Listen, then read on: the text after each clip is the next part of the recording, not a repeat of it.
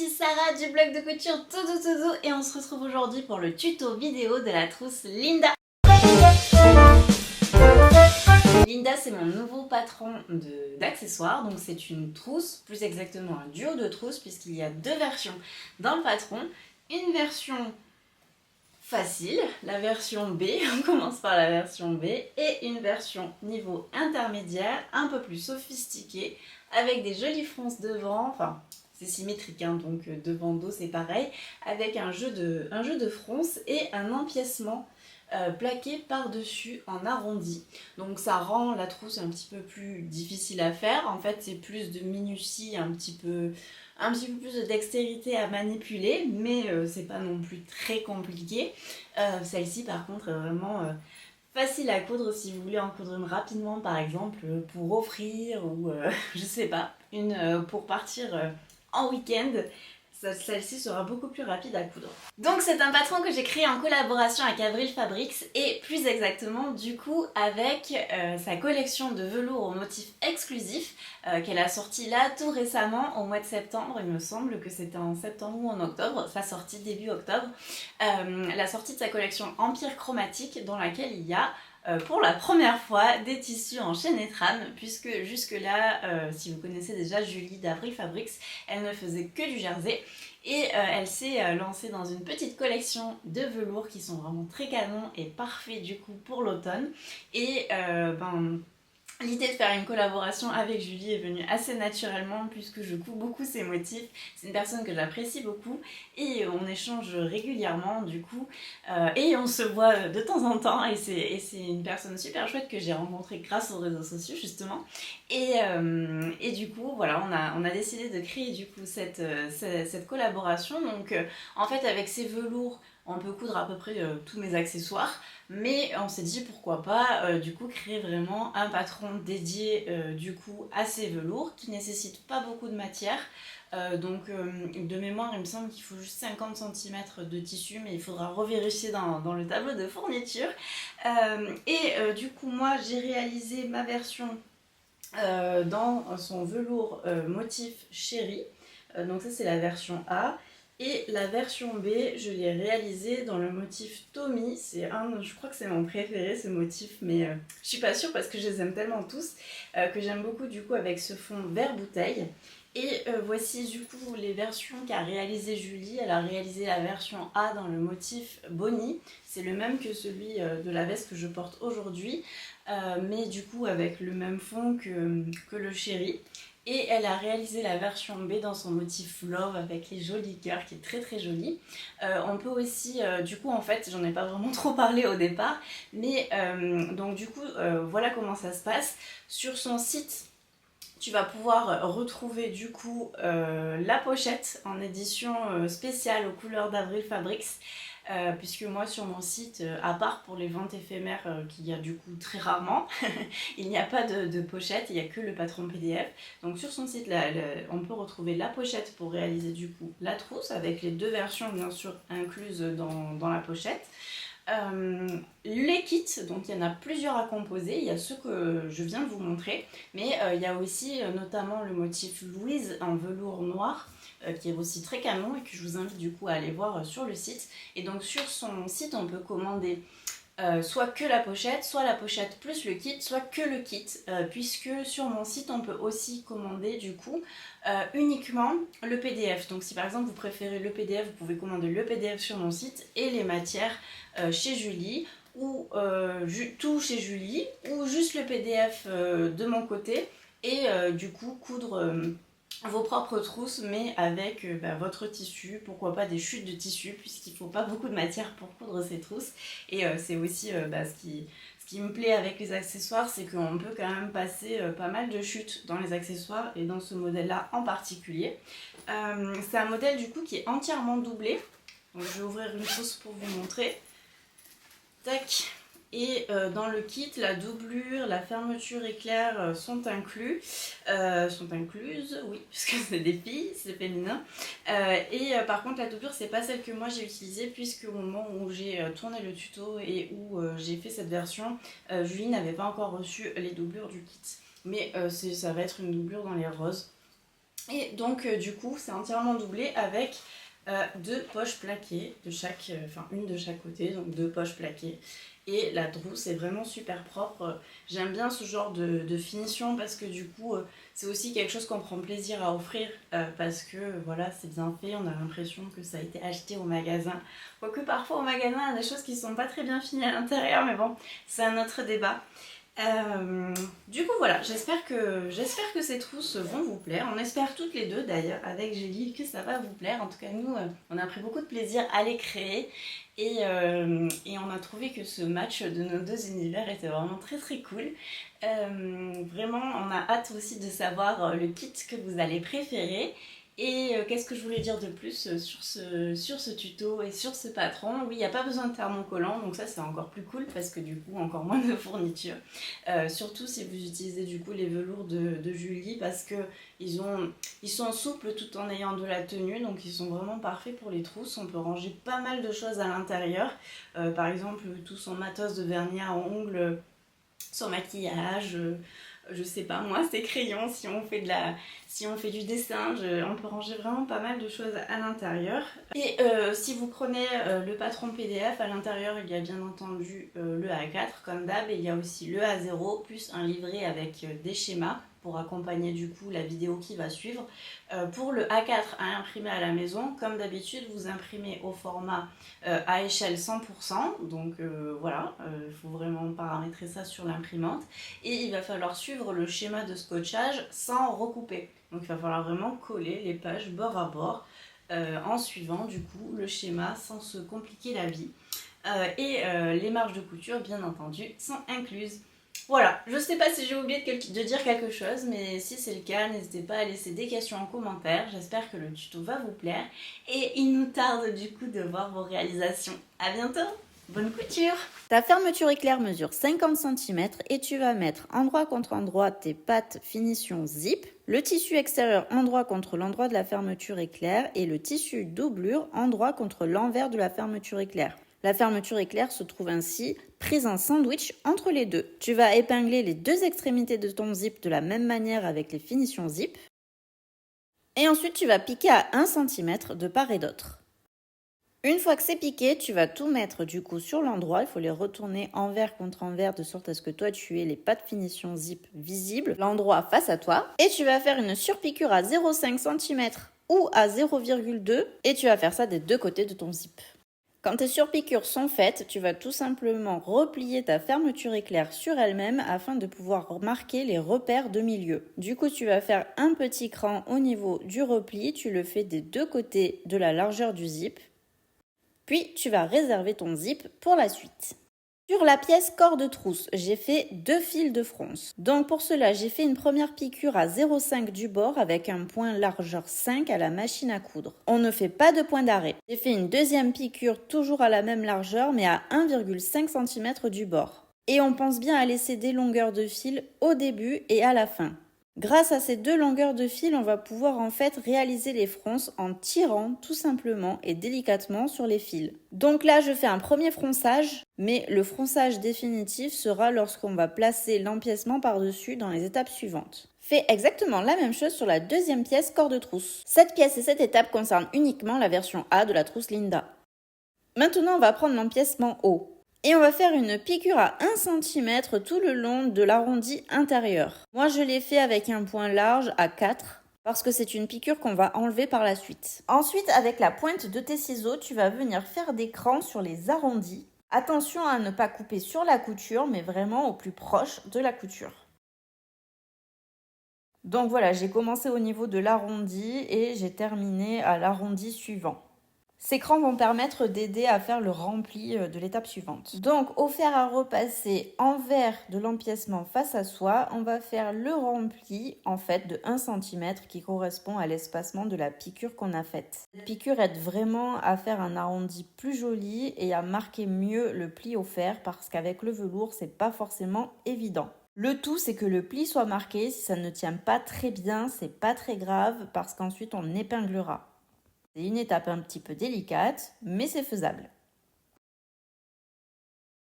On fait bien évidemment la même chose pour le deuxième empiècement haut. On reprend le corps de trousse froncé Et on va venir chercher le milieu du corps de trousse. On prend l'empiècement haut et pareil, on va venir chercher le milieu haut de l'empiècement. Ensuite, à partir des milieux, on va les faire coïncider du coup avec l'empiècement par-dessus le corps de trousse. Et on commence l'épinglage par les milieux.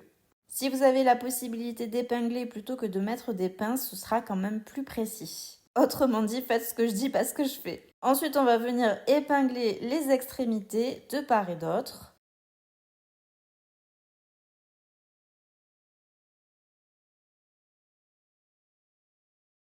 Puis en fait, il va falloir épingler tout le contour de l'empiècement sur le corps de trousse et pour cela, il va falloir faire un petit jeu avec les fronces. Donc il va falloir plus ou moins froncer pour que ça matche parfaitement. C'est vraiment, je pense, une des étapes les plus délicates de cette version. Ça prend du temps, mais ça se fait.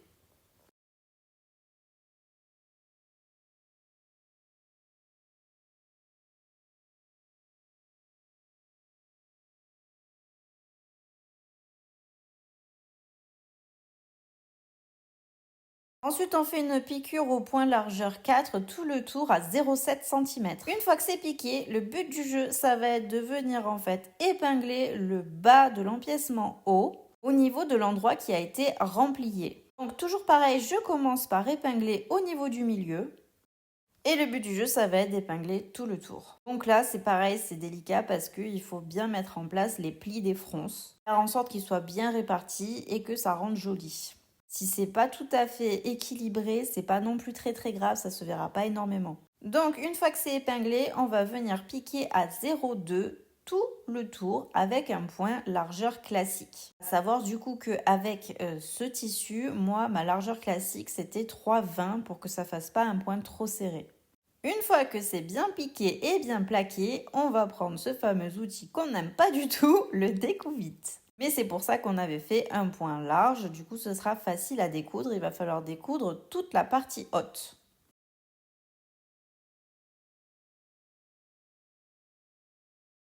Une fois que c'est décousu, il va s'agir du coup de prendre sa petite paire de ciseaux et de venir en fait recouper l'excédent de couture au niveau à peu près de la valeur de couture, c'est-à-dire qu'on laisse environ 1 cm de corps de trousse, d'excédent de corps de trousse, comme sur la vidéo.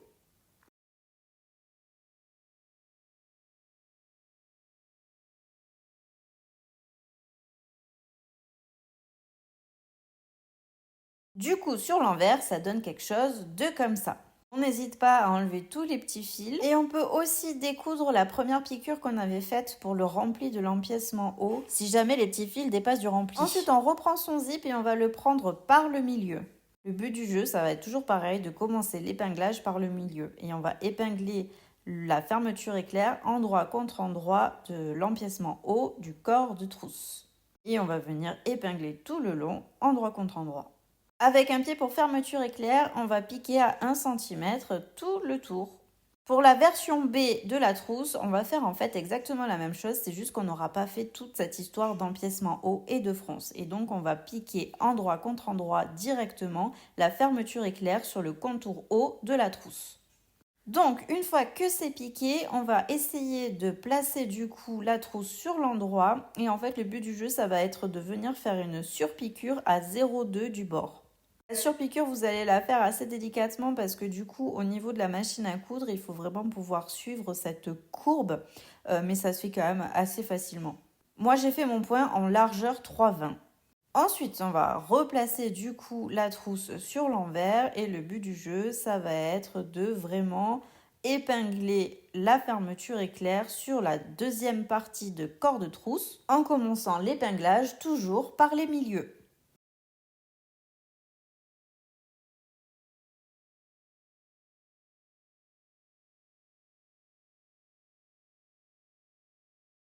Puis on pique à 1 cm, toujours à l'aide du pied pour fermeture éclair. On remet le tout sur l'endroit et on fait la dernière surpiqûre. Pour la version B de la trousse, c'est exactement la même manière. Et là, j'ai voulu filmer un peu ce que je vous disais, c'est-à-dire que en fait, il faut plaquer, manipuler la trousse pour pouvoir faire cette surpiqûre, notamment au niveau de l'arrondi. Donc on y va tout doucement, limite en point à point, mais ça se fait.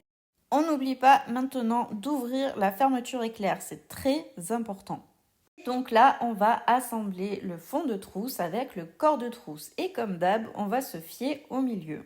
Donc on va prendre les milieux des grandes longueurs et on va venir épingler endroit contre endroit. Donc il va falloir mettre la trousse sur l'envers avec bien la fermeture éclair ouverte. Et on va faire correspondre en fait les milieux des grandes longueurs avec les milieux des corps de trousse.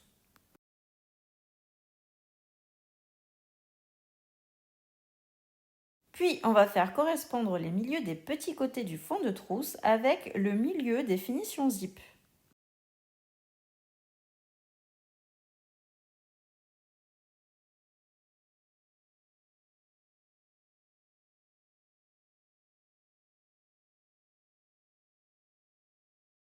Et donc, c'est tout ce qu'on épingle car on va faire des incrustations à la machine à coudre. On commence du coup par piquer à partir d'un milieu d'une grande longueur. Donc le but, ça va être de vraiment tenir en fait les deux morceaux endroit contre endroit en les tirant. Et on va piquer jusqu'à l'angle.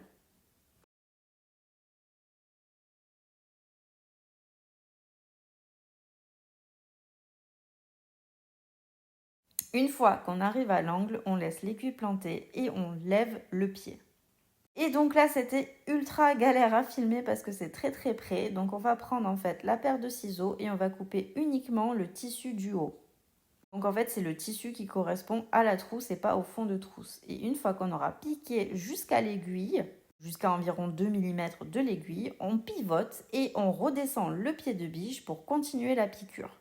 Et en fait, le but du jeu, ça va être de faire exactement la même chose sur les 4 angles. Si ça vous rassure, vous pouvez épingler un peu plus que ce que moi j'ai épinglé. Je remets une autre vidéo sur l'incrustation au cas où celle-ci serait un petit peu plus claire pour aider. Donc là, je pique bien jusqu'à l'angle, jusqu'à environ 1 cm de l'angle plus précisément. Là, je mets mon aiguille, je lève mon pied de biche. Puis avec la pointe des ciseaux, je viens en fait faire un cran jusqu'à environ 2 mm de l'aiguille. Une fois du coup que j'arrive à faire cette petite coupure, l'idée ça va être de venir faire pivoter mon travail et donc de poursuivre ensuite du coup sur le petit côté et ainsi de suite avec les angles. Donc j'ai bien cousu mon fond de trousse à 1 cm. Je retourne maintenant ma trousse sur l'endroit pour checker que tout va bien et faire ressortir tous les angles.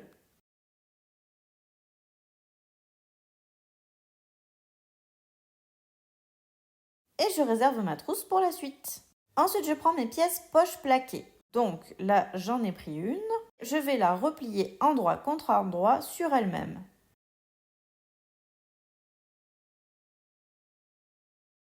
Je vais l'épingler. Donc je vais piquer à 1 cm de sorte en fait à laisser une ouverture sur le petit côté d'environ 6 cm. Une fois que c'est piqué, je dégarnis tous les angles.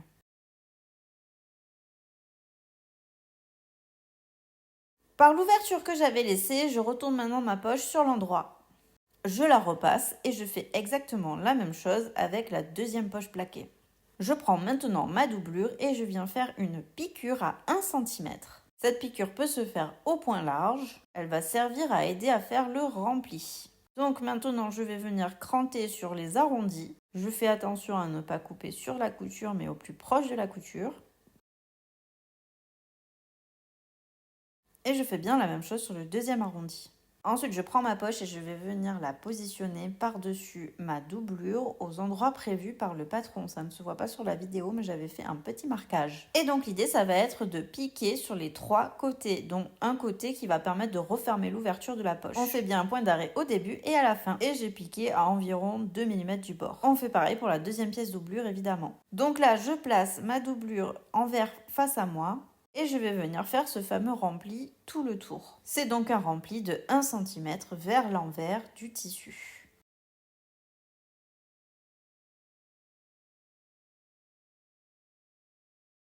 Donc maintenant, on va en fait faire le fond de trousse de la même manière que le fond de trousse extérieur. donc avec les incrustations. Et comme d'hab, on va venir en fait épingler à partir des milieux des grandes longueurs du fond de trousse. Donc là, la seule différence en fait par rapport à tout à l'heure, c'est que les deux morceaux de corps de trousse doublure ne sont pas assemblés avec un zip entre les deux. Mais ça n'empêche absolument pas de faire la même chose. Donc on épingle les grandes longueurs de trousse endroit contre endroit, les corps de trousse doublure. Et en fait, pour les côtés, je vais les faire directement à la machine à coudre. Donc, je ne vais pas les épingler, mais du coup, il faudra faire exactement pareil, l'incrustation. Donc voilà, j'ai bien piqué à 1 cm et au niveau des angles, j'ai fait du coup toutes les petites incrustations. Donc là, il y a toutes les petites entailles que j'ai fait à la machine à coudre. Et au niveau des côtés de la trousse, en fait, il y a une petite ouverture. C'est complètement normal, en fait, parce que c'est l'espacement qui était prévu pour le zip. On continue de piquer par-dessus, en fait, à la machine à coudre, comme s'il n'y avait pas de trou. Donc là, maintenant, on va ouvrir la trousse extérieure en grand et on va rentrer à l'intérieur la trousse. Donc en fait, elles vont se retrouver envers contre envers. Pour commencer en fait à bien la positionner, je le fais de ce sens-là, mais ensuite je retourne la trousse sur l'envers. Parce que ça va grandement en fait aider à bien placer au niveau de l'arrondi, à bien épingler pour ensuite faire une couture à la main. Donc là, j'ai bien tout épinglé au niveau de l'ouverture et de l'arrondi. Et l'idée, ça va être alors soit de faire une piqûre à la machine si vous en avez envie, mais moi je préfère faire une couture à la main car c'est beaucoup plus propre et plus joli. Donc je commence par un côté et en fait, le petit nœud du fil, j'essaye de le cacher à l'intérieur. Et ensuite, on fait la technique de la couture au point à la main, glissée invisible. Je ne sais pas exactement comment ça s'appelle, mais le but du jeu, c'est de piquer une fois sur la trousse et une fois sur la doublure, en fait, au niveau de l'intérieur, pour pas que ça se voit. Ça fait une sorte de petit escalier. Il faut pas trop tirer sur le fil pour pas que ça se voit trop. Et en fait, voilà, à chaque fois, je prends un tout petit fil de la fermeture éclair pour pas que la couture se voit sur l'extérieur. Et ensuite, je prends un petit bout du rempli de la doublure, ce qui aide du coup en fait à faire la couture. Moi, j'aime bien faire ça sur mon canapé bien installé. Tu peux faire ça aussi en regardant une série. Franchement, je trouve ça super agréable. Ça prend un petit peu de temps, mais je trouve ça cool aussi, la couture à la main.